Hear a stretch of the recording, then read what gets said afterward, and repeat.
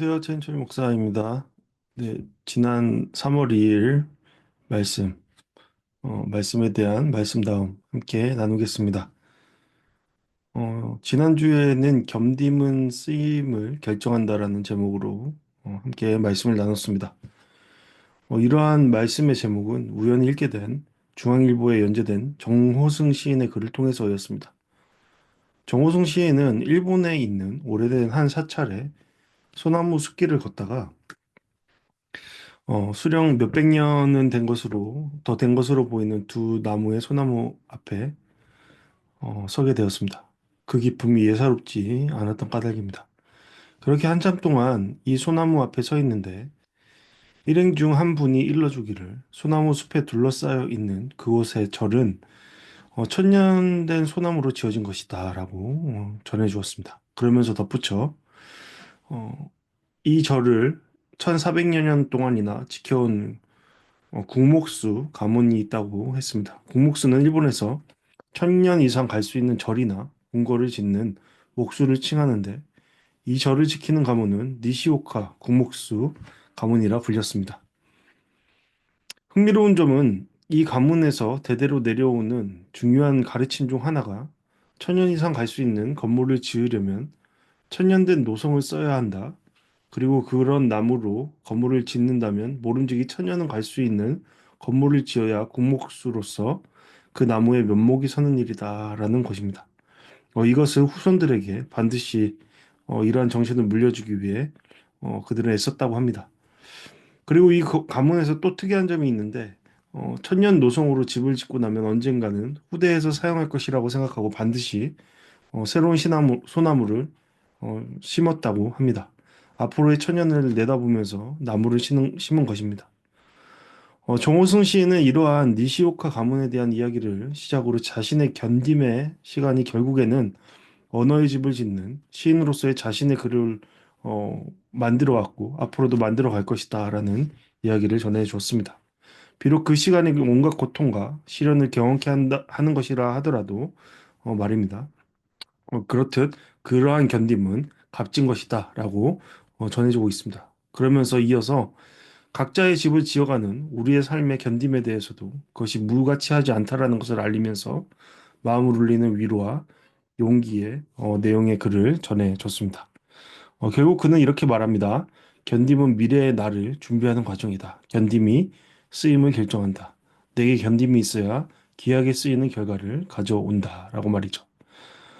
저 또한 이러한 시인의 울림 있는 글을 통해서 목회의 집을 짓는 목사로서 올곧은 삶, 쓰임받는 삶을 살아내기 위해 견딤의 시간을 충실히 보내야겠구나라는 다짐 아닌 다짐을 하게 됩니다.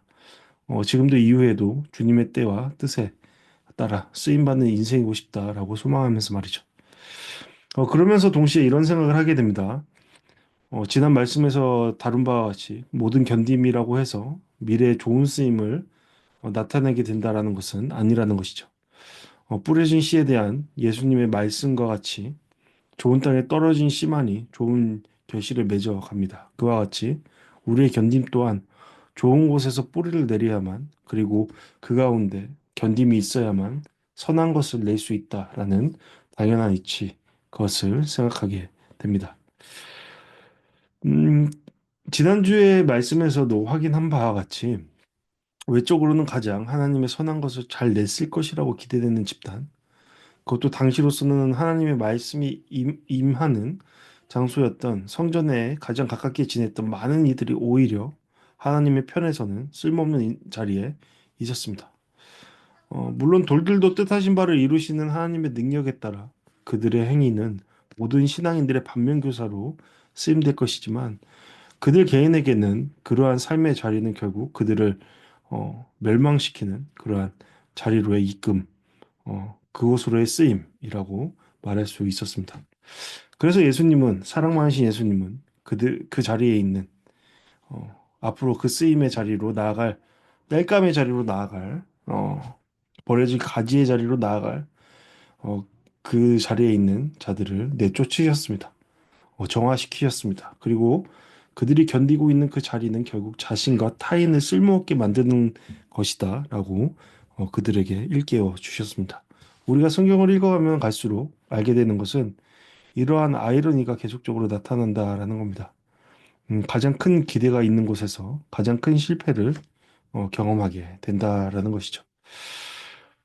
그렇기에 우리 또한 생각해 봐야 할 문제가 바로 이것이지 않나 생각해 봅니다. 지금의 자리가 우리가 보내는 지금의 시간이 앞으로의 어떤 결과를 야기할 것인지 말입니다. 우리는 외적인 그런 모습보다 우리의 내적인 모습을 이 순간 더 살펴봐야 될 것입니다. 왜냐하면 외적인 모습으로 우리는 충분히 바리새인과 그곳의 어, 성전에서의 사람들과 비슷한 모양으로 있을 수 있기 때문입니다. 그러므로 존명하시는 하나님의 빛 아래서 우리의 삶을 점검해 보는 그런 양심의 깨움, 일종의 영적인 깨움의 시간들이 우리 가운데 있어야 되지 않나 생각해 봅니다. 이것은 건물을 짓는 이들이 미리 계산해 보는 것과 같이 어, 먼저 생각해 보는 것, 지혜라고 저는 믿어 의심치 않습니다. 이것을 분별하기 위한 가장 좋은 지침은 우리의 삶이 하나님을 경외하고 있는가? 그것을 위한 결정이며 시간인가 따져보는 것이라 생각합니다. 이것은 죄송합니다. 이것은 앞서서 언급한 니시오카 가문의 오래된 교훈보다 훨씬 더 오래되고 증명된 하나님의 말씀의 지침입니다. 우리의 인생에 대한 생명에 대한 지침입니다. 여러분, 우리는 어떠합니까? 우리의 지금은 우리의 미래를 쓰임 있는 미래를 보장하고 있습니까? 저는 개인적으로 하루에 평균 4시간 정도는 성경과 신학 공부를 하는데 사용합니다. 무슨 일이 있어도 이 시간만큼은 지키려 합니다. 제 개인의 신앙과 목회적 책임에 따라 최소한 이 정도는 해야 한다라고 생각하기 때문입니다. 이 시간을 지켜 나갈 때의 유익은 그 어떤 시간과 비할 수 없을 만큼 큽니다. 저의 지성적 성장은 물론이고, 어, 그와 동시에 살아 역사하시는 하나님의 말씀을 그 순간 때에 맞게 적절하게 듣는 시간을 통해서 저 자신의 삶을 깊이 성찰하는 시간, 그리고 하나님의 뜻을 분별하면서 나아가는 시간이 되기 때문입니다. 저에게 있어서 이러한 시간은 견딤의 시간이라고 할 수 있을 겁니다.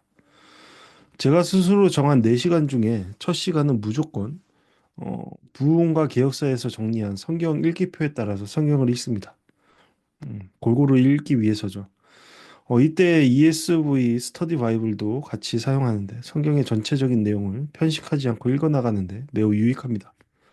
이는 성경은 하나의 이야기로 부분적으로 읽지 말고 전체적인 문맥과 신학적 흐름을 고려한 읽기가 되어야 한다. 그리고 나의 감정이 아니라 나의 생각이 아니라 성경이 말하는 바 객관적인 사실에 따라서 읽어야 한다라는 제가 존경하는 로이드 존스 목사님의 조언에 따른 것입니다. 그분도 목회하는 동안 맥체인 성경 읽기를 따라서 반복해서 성경을 읽어갔다라고 합니다. 제가 이 말을 지금 하는 것은 이러한 방법이 하나님을 경외하는 하나의 유익한 방법이기에 그렇습니다. 그래서 많은 분들이 시간을 정해 말씀을 묵상하고 하나님을 듣는 시간을 가졌으면 하는 바람이 있습니다. 지난주에도 성경을 읽어갔는데 출애굽기를 읽어갔습니다. 성경은 매번 저의 상황에 따라 다른 말을 들려주는데 이번에는 유독 하나님을 경외하는 자에게 주신 하나님의 축복하심에 대해서 어, 축복하심이 눈에 많이 들어왔습니다. 그 중에서도 우리가 너무나 잘 아는 내용 중에 하나, 바로의 명령을 거부하고 하나님의 뜻에 따라 갓 태어난 이스라엘 사내 아이들을 죽이지 않은 산파들에 대한 이야기가 바로 그러 있습니다. 바로는 날로 날로 번성하고 강대해져 가던 이스라엘 민족의 위협을 느끼고 태어나는 남자 아이는 모두 죽이라고 명령했습니다. 혹시라도 이집트의 노예였던 이스라엘 민족이 그들을 대적할까 하는 지극히 개인적인 염려에서였습니다. 음. 그러나 이스라엘 여자들의 해산을 돕던 산파들은 그 말을 듣지 않았습니다. 그것은 그들이 하나님을 경외했기 때문이었습니다. 이는 분명 그들에게 생명에 큰 위협이 되는 결정이었습니다. 당시 이집트 내에서 바로는 신으로 여겨졌던 까닭입니다. 그의 명령을 거부한다라는 것은 어, 자칫 그들의 생명을 내어놓는 것과 다름이 없었던 것이죠. 그럼에도 그들이 이러한 결정을 한 것은 하나님을 두려워하는 것이 바로의 말을 두려워하는 것보다 더 중요하다라고 믿었던 생각했던 까닭입니다. 우리는 이러한 선택들을 성경 곳곳에서 하나님을 경외하는 자의 모습을 통해서 발견하게 됩니다. 말씀을 통해 알 수 있는 바 하나님은 산파에 경외하는 마음에 대해 응답하십니다. 그리고 그 집을 번성하게 하십니다. 우리는 이 충격적인 내용을 접하고 있지만 실제 그들의 삶의 결정 한가운데 들어가 보면 이는 너무나 어려운 고통과 견딤의 선택과 과정이었을 것입니다. 진정 그들의 견딤은 쓰임이 되었다라고 우리는 말할 수 있을 겁니다. 이러한 그들의 경애는 단지 하나님께서 그들의 집안을 복되게 하신 것으로 끝이 나지 않았습니다. 주님의 응답하심은 항상 우리의 생각, 우리의 상상 이상의 것이 됩니다. 그들의 올바른 곳에서의 견딤은 올바른 쓰임으로 작용해서 또 다른 생명, 한 생명, 그 이상의 생명을 일으키는 능력이 되었습니다. 우리도 어쩌면 그들의 선택에 어, 후한 혜택을 받은 인생 중에 하나라고 생각이 듭니다. 곧 그들의 하나님을 향한 경외의 견전임은 하나님의 계획 가운데 놀라운 쓰임으로 작용했는데 이는 앞으로 있을 이스라엘의 출애굽을 이끌 모세의 탄생을 이뤄내는 쓰임이 되었다라는 겁니다. 이는 앞으로 있을 하나님의 놀라운 구원 역사를 완성케 하는 생명줄과 같은 능력이 되었습니다. 물론 이 이야기는 그들만의 이야기가 아닙니다. 우리에게도 이어서 있어야만 하는 그러한 이야기라 생각합니다. 다시 국목수의 이야기입니다. 국목수 가문에서는 오랜 견딤의 시간으로 인해 구부러지고 뒤틀어진 나무도 바로 잡으려 하지 않고 그 나무의 성질을 잘 이용해서 알맞은 용처에 썼다고 합니다. 심지어 남쪽 벽에 쓸 나무는 산의 남쪽에서 자란 나무로 쓰고 서쪽 벽에 쓸 나무는 산의 서쪽에서 자란 나무로 썼다고 하죠. 곧 어, 당시에 구목수들은 이러한 오랜 나무의 쓰임을 결정했고 그 나무를 올바른 곳에 적재적소에 사용했다라고 합니다. 우리는 이러한 구목수의 이야기에 귀를 기울일 필요가 있습니다. 우리의 인생은 결국 누구의 손에 놓여 있는가에 따라 그 쓰임이 결정되기에 그렇습니다.